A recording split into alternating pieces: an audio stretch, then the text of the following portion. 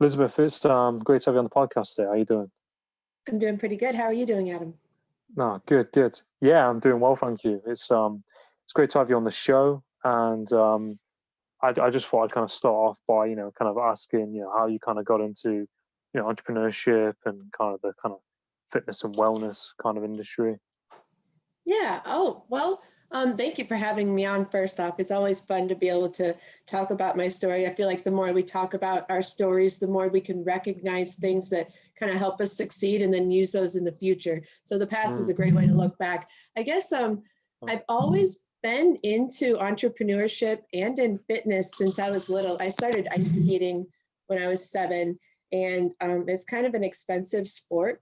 And so I ended up picking up paper routes, multiple paper routes, and then that transformed into babysitting once I got a little bit older, and all of this to kind of help fund my ice skating. And so there's the fitness part of it and the entrepreneurship part of it.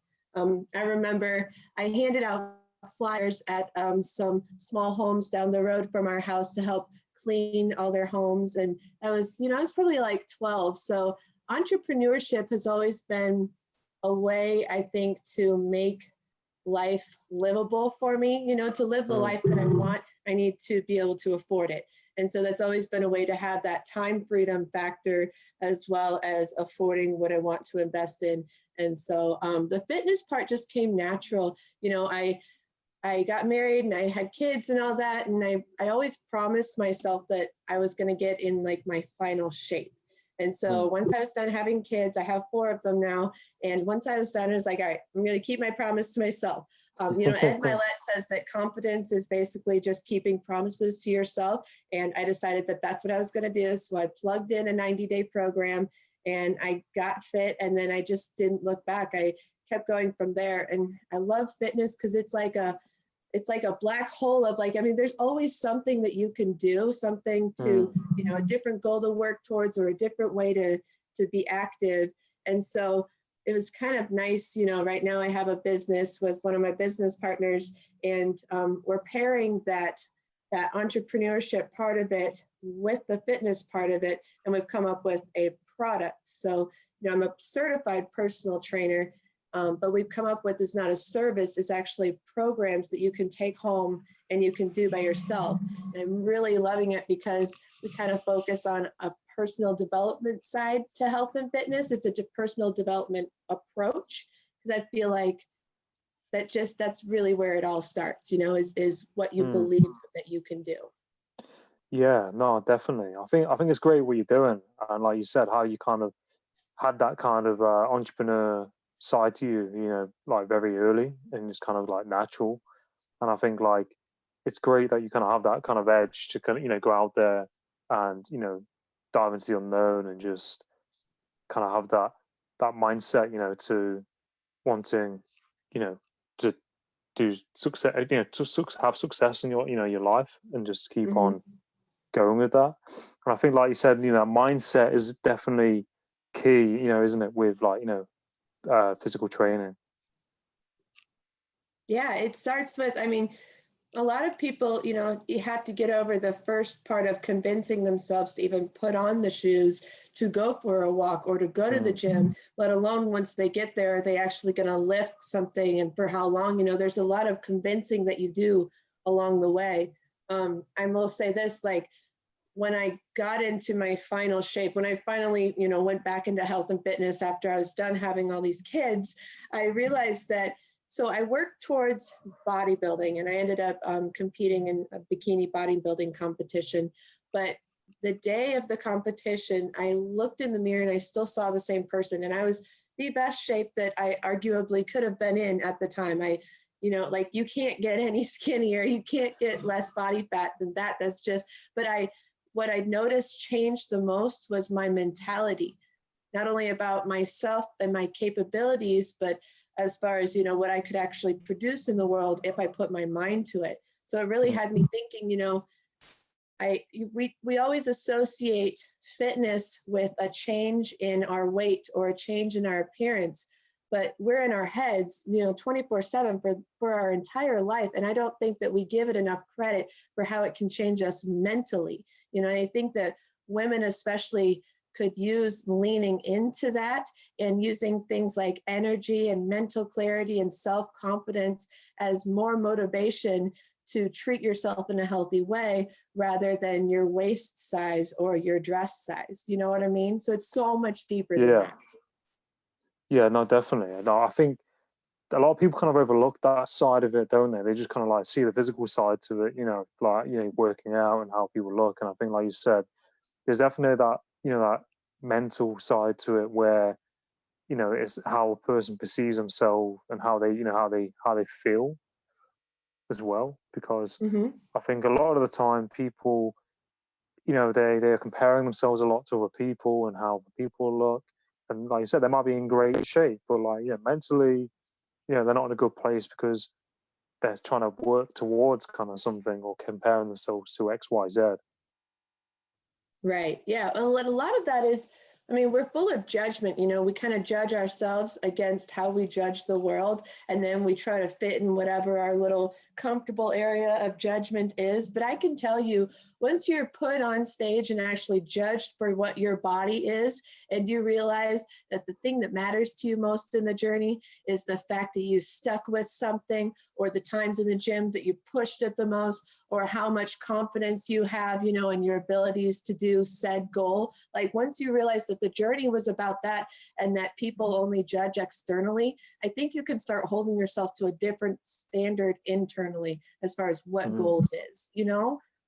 Yeah, yeah, no, no, definitely, definitely. I think it's definitely like you said, that process and that journey that kind of is more like impactful and more important. I think when you reflect on it, like you said, because I mean, it reminds me when I did army courses with the military, and I remember like the training you do and some of the intense exercises, and it's kind of like I remember you was being assessed by the other soldiers who are seeing what you're doing, and like you said, it's kind of not really about that, is it? It's kind of like how you've coped in those difficult times, and how you've kind of grown, isn't it? It really is. And we discover that as we get older, I feel like too late sometimes because, we start out comparing ourselves and our abilities to people when we're very young. But as we get older, I find that that only limits like what we can produce in the world and the happiness that we can gain from the world. I mean, there's something to be said about when you embrace yourself the way you are and enhance Mm, your best self, that is so much more fulfilling, and it causes a ripple effect. If you're fulfilled and if you're happy and if you're confident enough to go out there and make a great day, then that's going to ripple everybody that you touch throughout that day, throughout your life. And so this creates a mm, ripple. Health is just the answer to it all. But it's not all body image. It includes what we eat as far as what provides that mental clarity. It includes the words that we say, and that starts with the mm, thoughts that we think about ourselves. So I think that in this day and age, especially when we're all shut in right now with COVID-19 and kind of dealing with a little more internal time, if we capitalize on it and realize that this can be a time of growth and of self-acceptance and of leaning in to what makes you light up, then that actually brings about a better world in the long run. And I know that we all really could use that right now. mm. Yeah, no, I totally agree. I totally agree with you, and I think, like you said, um, yeah, like with COVID, a lot of people, feel a lot of pressure, and like mental health and physical fitness and well-being. It's all, like you said, interlinked, and our mindset and our beliefs, and it is all interlinked, and it all kind of like um, connects onto one another. And it's like if you work out, like you have a more increased self-esteem, you feel better about yourself, and that you're then going to be thinking better things about yourself. Like I know if I don't work out for a day or when I'm meant to, I don't feel the same, and it just kind of, I think it helps have that self-awareness where you can tune into what works for you and Hmm. what doesn't.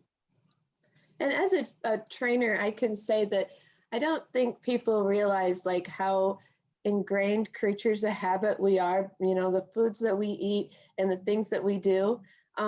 Even even as a trainer, even as a bodybuilder, I still find myself quite literally following my feet to the gym. Like, it's not like I'm always like, yeah, we're going to go do push-ups or bicep Yeah. curls or Yeah. squats, yay. Like, I would say a couple of days out of the week, and I try to work out between 5 and 6 days a week.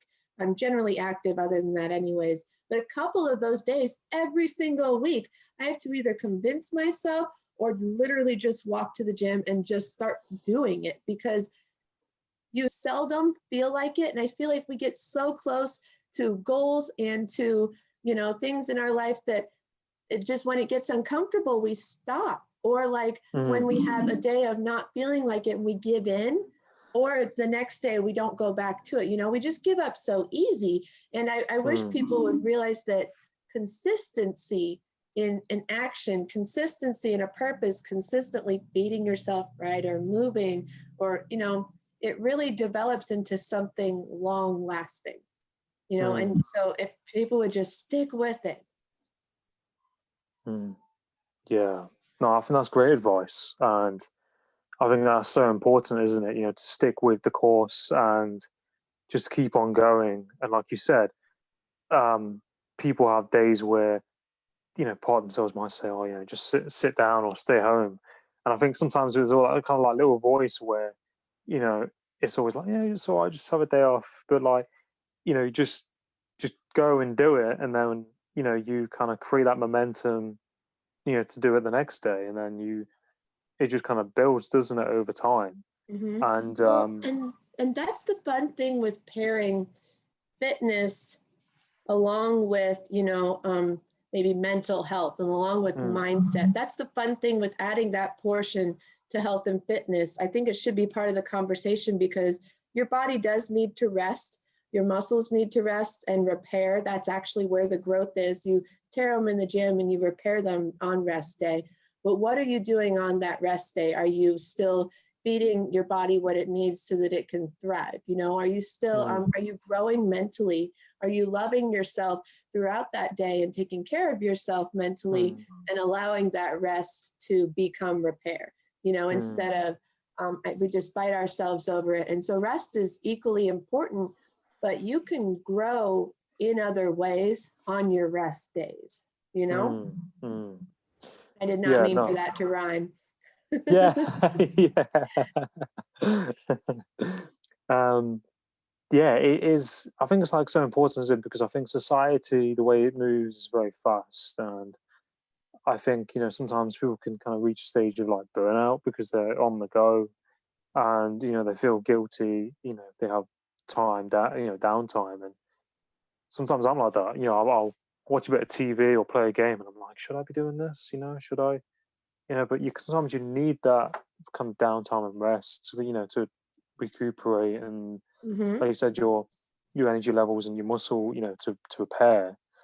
And I think it's definitely that balance, isn't it? Like, as well, so it kind of you can repair in that time.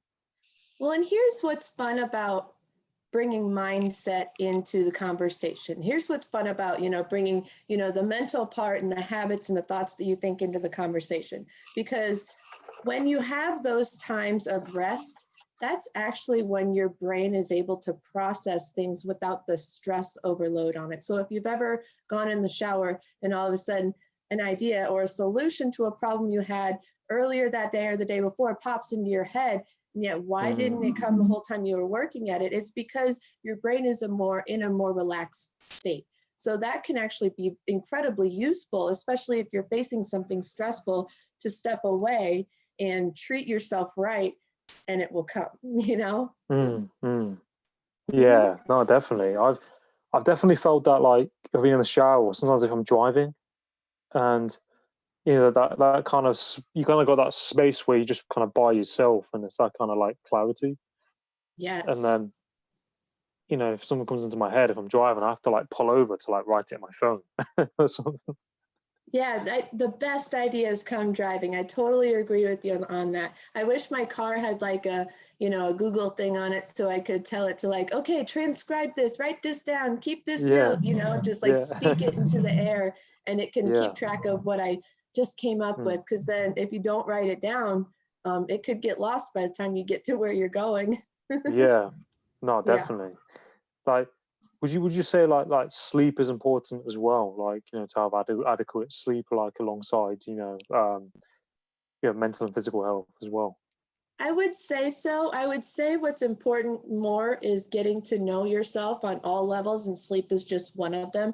Knowing yourself and your habits and your tendencies is always going to be beneficial. Something that Mm, I recently learned about sleep that just kind of, you know, how you have those aha moments, and it put it together for me. So we sleep in sleep cycles. And so, other than learning about how long I need to sleep, if I realize that, okay, a sleep cycle is between 70 and 90 minutes, and I generally sleep, 5 sleep cycles, then that tells me that that's the best thing for me. And so then I feel like once you understand cycles, and once you can make sure that you have enough time between when you need to get to sleep and when your body can wake you up, then we mm, stop saying, oh, I need 8 hours, I need 9 hours. It just doesn't get so, so heady. And also I think that patterns really matter. You can get in these consistencies of waking up late, or you can get in these consistencies of waking up early. But another thing that really helps though is having like a purpose to wake up to. And then you mm, kind of find that you no longer really need the alarm clock. I often find myself, waking up a few minutes just before my alarm because like I've timed my sleep cycles out right and I'm ready to go for the day. There's always something like to look forward to. And then mm, also capitalizing on falling asleep in the same way every night. It can kind of cue your body to go right into that sleep. Some people that can mm, just hit the bed, hit the pillow, and they're out like a light.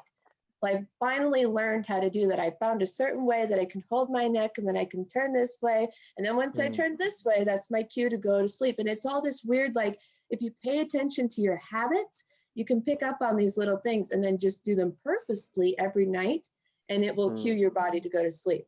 But then also paying attention to your brain waves. So, like your state of when you're waking up. That's why it's really key to get enough sleep, but then to have a purpose for living, a purpose for waking up and being happy about it. So then you mm, can lean into that state and get all like happy and creative when you're kind of mm, coming out of your sleep, and then you're ready for work. So it's sleep is a fun thing to look into if you look at it that way. I think there's a lot to learn, but I don't think it needs to be something that we look forward to all the time. It's meant for yeah, repair. There's a way to use it, but a lot of life happens when you're awake. So don't stay in bed too much. yeah, yeah. No, definitely. I think that's a really, really good point. Really good points. And I think like as well, like that's why it's so important. Like you said, to if you can find something you enjoy or kind of a purpose to wake up to, and I think we've all done jobs that we don't like and things like that. And I remember like I was working for this hotel and I had to do breakfast shifts, and I hated it. And it was like 7 o'clock in the morning, and the night before I probably finished at like 11 or 12 at night. And then that kind of trade, is very unsocial hours. And I Mhm. remember like waking up and just feeling like this just dread of like, oh, I've got and it's like if you're waking up towards something that you want to do, it's almost like a trapeze kind of springing you into it. And I think if you're asleep and when you're in bed, that's the risk. Like if you want to get up and have that get up and go to do something you want to do, you're out of bed pretty quick. If you don't really want to go and do that thing, you end up laying in bed for an extra 10 minutes, and you're like, oh, it's okay, I'll give it another 15. And then Uh-huh. before you know it, half an hour's gone by, and you're like, no, I need to get up now. That's Um, totally it.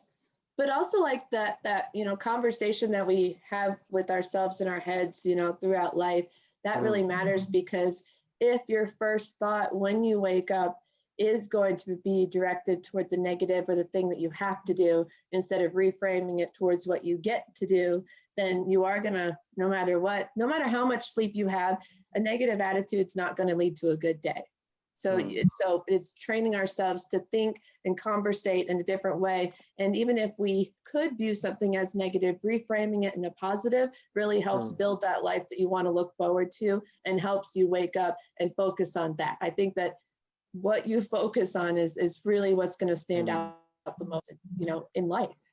Yeah, yeah, no, Yeah. definitely. I think, like you said, like what you focus on, you attract, and how you kind of start your day kind of has that ripple effect, that kind of domino effect, doesn't it? Like first thing in the morning, if Hmm. like you're grateful for certain things that you have, or like the words that you say to yourself, and like you said, it does have that ripple effect, and I think that's kind of like throughout days as well, isn't it? Like if you do something that's good, that's going to then ripple to the next day and on to the next thing, and all these different patterns and habits. And I think we can be quite complex, beings like people, and I think it's kind of like a big long process, isn't it? Understanding who we are and what we do. And I think if we can kind of master that and kind of be self-aware, be tuned in to what we're doing and how we're thinking, and everything else, it kind of just kind of breaks the ice a bit. We can kind of make those changes. Whereas Hmm. I think if people, some people might not be, in that kind of tangle, and time goes on and they're still doing those bad habits and certain things. But there's this Kevin Hart. Kevin Hart said something like, the sun is going to be up in the morning, regardless of whether you get up or not. And it's Right. like, are you going to rise with the sun and get up, or you're going to let time go by, kind of thing. That's exactly it. But I think you used one of the magic words there, and that's self-aware. One of the things that bothers me about the way the women that I see approaching health and fitness is the fact that it's this always like this yo-yo hating thing going on, versus when you become genuinely self-aware of how you operate, then you can change how you operate. When you become aware Mm, of your habits, then you can adapt those habits to work for you. When you become aware of the conversation that you're having in your head, then you can start having a different voice in the conversation. And so I think self-awareness is the root of everything. And life is not finality. I mean, it's not always going to be the same. You look at a heartbeat and it's up and down, it's ever changing. And with the highs, there has to be a low, and so we're mm, always growing. And especially our bodies change. Our mentality changes as we age and as we gain wisdom and insight and experience. And so to expect to be able to have the same body, to expect to be able to do the exact same things, to expect to be able to eat this and always eat like this and always eat like this. And, mm, it just doesn't make any sense. And so I think better yet, if we instead leaned into self-awareness just mm, throughout life, then we can see, oh, it's fall. In fall, I do put on a few pounds and I love my sweaters and I eat differently because there's squash and there's soups and there's casseroles. And then, oh, this is Christmas, and I think like yeah. just recognize that there's seasons in life and that it doesn't all have to be what society deems as perfect. And instead, that self-awareness brings happiness. And so self-awareness is really, really where it all starts. You Mm, nailed it on the head there. yeah. No, I appreciate that, and I really believe in what you said with like life is, like I said, different seasons almost, isn't it? And kind of just kind of accepting who you are and not being too harsh, on Hmm. yourself, Yeah, could you because imagine hating yeah, yourself like through every season? Could you imagine like hating on all your seasons? Like that wouldn't be any mm, fun way to live. Why not be grateful for the positive parts of it and lean into that? mm, mm. Yeah. No, definitely. Do you think social media has a kind of part to play in that? Because people, they might like see somebody, or they're comparing. Do you think that's where it kind of comes down to? Where people kind of I think that like, social media is like money and it only enhances what you already are. mm, So mm, I think that I think a great way to start changing your mentality and the conversation in your head is to look at your social media diet consumption. mm, You can go mm, through your feed, and if you have tons of recipes from Aunt Jan and they're all, buttery and creamy, well, mm, that's not going to work for you. If you have a bunch of negative political opinions, that might not be good for you to think about all day either. So I really think that if we look at our own feed, we can get a mm, sense of what the internal conversation is. but social media is just like money. If you're a giving, loving, kind person, you're going to use that platform just like you would use the money in your pocket to do better in the world. But if you are, somebody who already has that negative thought pattern going, it's only going to amplify it, because you can easily find people to think negative right along with you, Yeah, no, definitely. It's definitely that kind of like quote, like, your vibe kind of attracts your tribe, doesn't it? The kind of what you're giving out, you're going to get back, kind of thing. And I think Yeah. that's like self-awareness again, isn't it? Being aware of where your energy's going, where your time's going, and kind of what you're getting back. And yeah, I think it's definitely key. People should have that kind of outlook on life towards like I said, those kind of different seasons, and that you're not always going to say the same. Like you think back to probably 5 years ago or 2 years ago, you're not the same person. Your body might be different, things like that. Yeah, but often when we look back, don't we wish we had enjoyed that moment more? So going forward, let's give our future selves a little bit of that, a present enjoyment and appreciation for what we are capable of today, instead of, regret. And yeah, I just feel like it's a better way to look at things.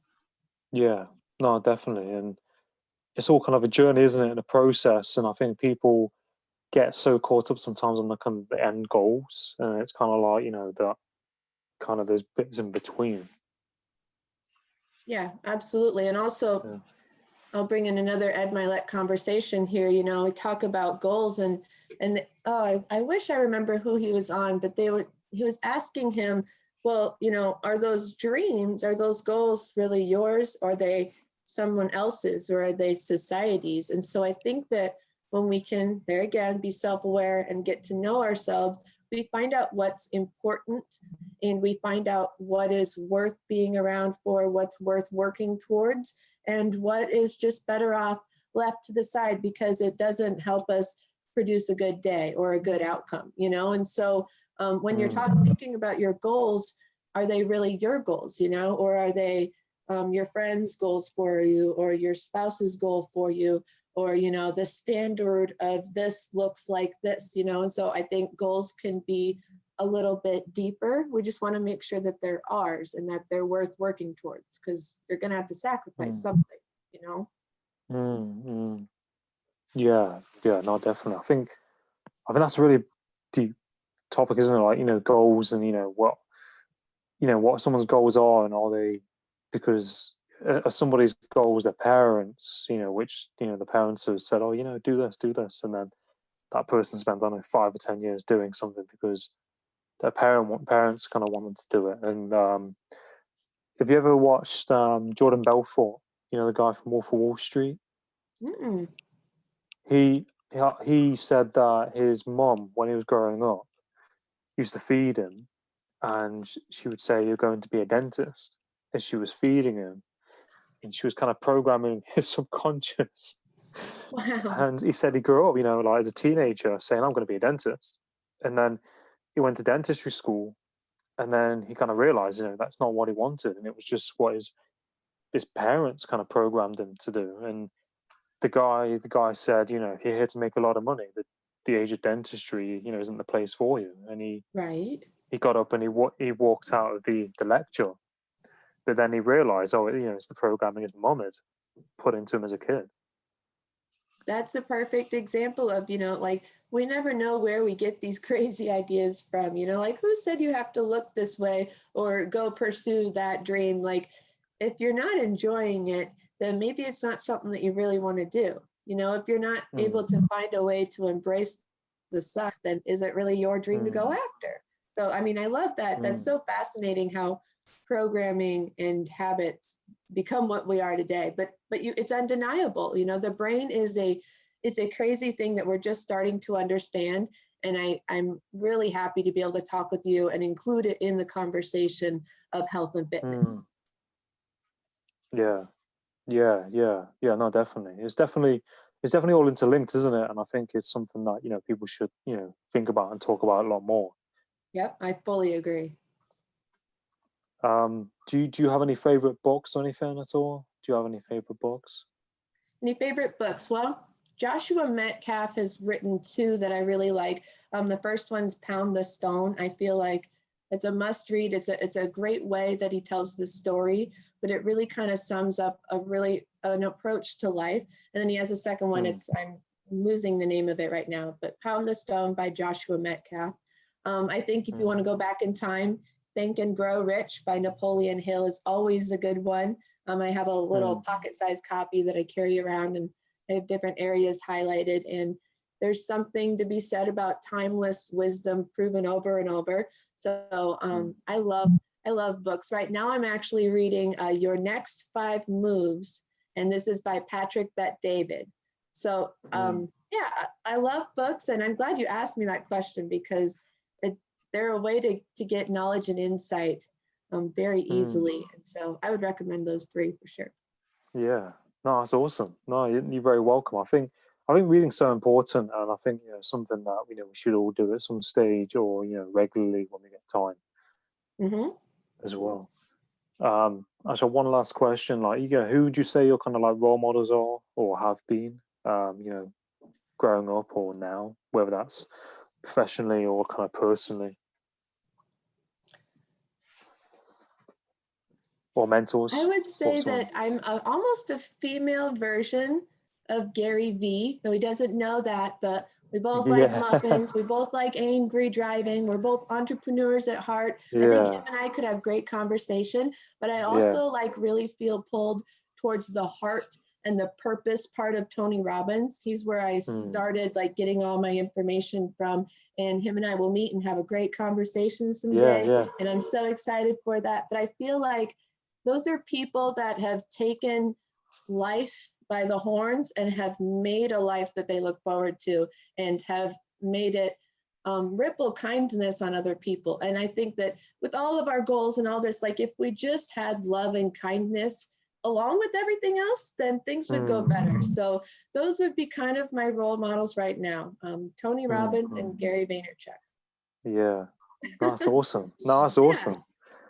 Yeah, I think it's so important to have role models and to have people that we kind of aspire to be like, and take the things that they've done, and do you know what I mean, trying to apply it and move towards similar things that they're kind of doing. And I think they're really great examples, because I mean, like you said, they both started out with nothing really, and they've worked for it, and they've done well. I mean, I remember like reading some of their books, and I think Tony Robbins said he was driving down the freeway in his beat up Nissan or something like that. He had like a and he's doing well now. And I think like those kind of like people as well, they've been through hard times as well, haven't they? And they've been through difficulties, and I think it just shows that difficulties can kind of make you stronger, can't they? Yeah, and I think that the way that they approach life is in a today way and in a better tomorrow way. They don't approach life greedily. I think that they enjoy the game as it's played, and try to expel love and kindness into the world, and at least like teach a man to fish throughout their day, instead of all this take. And so I think that's a really admirable way to go about life. And I'm if you believe in karma or anything like that, I do believe that what you put out there, you'll be taken care of, you'll be fed that week, you'll be clothed, you'll have a roof over your head next year, as long as you're putting out the right things. And so yeah, it really comes full circle if you have the right intention. And I feel like both of their hearts are in the best place that it could be. Yeah, no, definitely. And I think that's important, as a person, isn't it, to have that, what you give out, you get back, and that karma. And I totally believe in that. And how the universe works, I think, if you help somebody, that's going to come around and come back to you. Yeah, helping people is actually like the most selfish thing that you can do. And I told my friend that last year, because she was talking about how great it felt to do this thing she was doing. And she looked at me and she was like, what? Like, that's selfish? And I was like, well, if you think about it, it was like giving your time and your heart and a piece of your energy to care about somebody is so incredibly rewarding that nothing else can beat that reward. And in that way, like, it's the most selfish thing you can do, because it fulfills you so much. And that's why when you find people who can get outside of themselves for a little bit and work towards something deeper or something for somebody else, you find that they find that peace and happiness. And that's why, because the feeling is so good. Mm, yeah. No, definitely. It's kind of priceless, isn't it? Like, giving and helping someone and making, trying to make a difference in some way. It's, has definitely has that positive ripple effect. And, I'm grateful, to connect with people like yourself and, to have these kind of conversations. And, it's really uplifting and positive. And I'm really grateful, for it. Yeah, thank you so much for like inviting me on, and the conversation leading up to this. It's really fun to talk Mm, with like-minded people and put those aha moments together. So this has been a great experience, yeah. and it's really cool Yeah. to Yeah. watch you, Adam, in all of your podcast journey. I really admire your consistency and your dedication to it. And I love, you told me you had a certain number you were going to hit, and I believe that you're Mm, going to exceed that, because you're already, like you said, building all these relationships, and consistency adds up, So it's really yeah. cool to see, and it's an honor to be one of your guests. So thank you. Oh, no, thank you, Elizabeth. It really, really means a lot. And I'm really grateful. And yeah, I just kind of want to keep doing it. And, I love connecting people and being able to, provide, value in some way. And it's, like, I love to connect, you and see, what your story is. And I'm really, really blessed. And I was just thinking as well, like, where can people find you on social media and like your content? Right now, my personal TikTok and Instagram are Elizabeth K Fit. That's Elizabeth Kay Fit. And then my website for one of the businesses is personaltrainerinabox.com, or at personaltrainerinabox, and that's Instagram, Facebook, TikTok. So you can also No, find me on LinkedIn, Elizabeth Sullivan. yeah. So yeah, reach out No, and let me know if I can do anything for you. yeah, yeah, no, awesome, of course. I'll definitely I'll share your content as well, and I'll put the description of your details in the podcast Thank as you. well. No, you're welcome. But no, it's been great talking to you. But no, I wish you all the best in your day and what you're doing, and hope everyone enjoyed listening to this and watching it. Awesome.